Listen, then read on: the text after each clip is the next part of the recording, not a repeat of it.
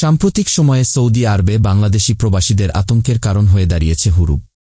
দালালদের প্রতারণার কারণে সৌদি প্রবাসীদের নিয়োগকর্তারা হুরুব বলে চিহ্নিত করছেন।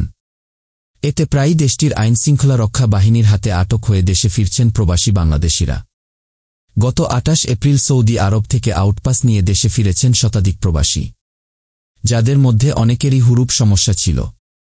জানা গেছে, সৌদি আরবে যেতে একজন প্রবাসী বাংলাদেশির গড়ে ৪.৫ লাখ থেকে ৫ লাখ টাকা খরচ করতে হয়। এত টাকা দিয়েও দালালদের প্রতারণার কারণে প্রবাসীরা দেশটিতে গিয়েও অভিবাসন খরচ তুলতে পারেন না। ফলে বাধ্য হয়ে কর্মক্ষেত্র পরিবর্তন করার চেষ্টা করেন। এতেই ঘটে বিপত্তি। সৌদি আরবের আইন অনুযায়ী কোনো কর্মী ছুটি না নিয়ে কোথাও চলে গেলে নিয়োগকর্তা তাকে হুরুব বলে রিপোর্ট করেন। নিয়োগকর্তা এ রিপোর্ট ইমিগ্রেশন অফিসে গিয়ে করতে পারেন, আবার অনলাইনেও হুরুব ঘোষণা করতে পারেন।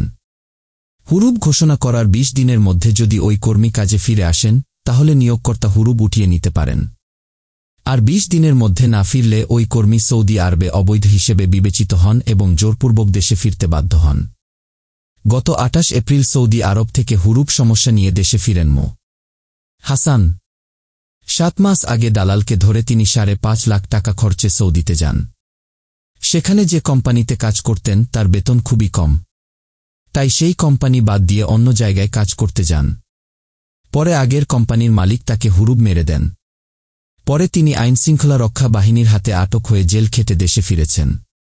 ভুক্তভোগী হাসান বলেন, সৌদি আরবে বর্তমানে হাজার হাজার প্রবাসী বাংলাদেশি এই সমস্যায় ভুগছেন।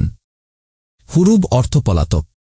হুরুব দেওয়া কর্মী সৌদি আরবে অবৈধ হিসেবে বিবেচিত হন।